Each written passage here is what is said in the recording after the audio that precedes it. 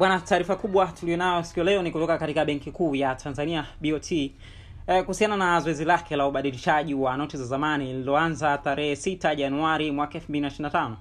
Likidumu kwa takriban miezi mitatu mpaka hivi sasa, linatarajia kufika tamati au kumalizika hapo kesho tarehe 5 Aprili mwaka 2025, ambapo matumizi ya noti hizo yatafikia ukomo rasmi wa kuwa fedha halali za Tanzania.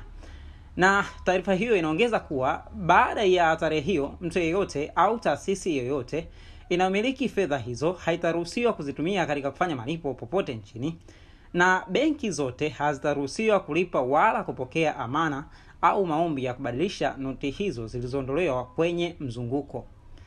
Aidha, Benki Kuu ya Tanzania pia imekanusha kuhusiana na taarifa zinazodai kuwa kuna noti mpya ya shilingi 10,000 inayowekwa kwenye mzunguko. Hii ni baada ya kusambaa kwa picha za noti hiyo ikiwa na picha ya Rais wa Tanzania Dr. Samia Suluhu Hassan.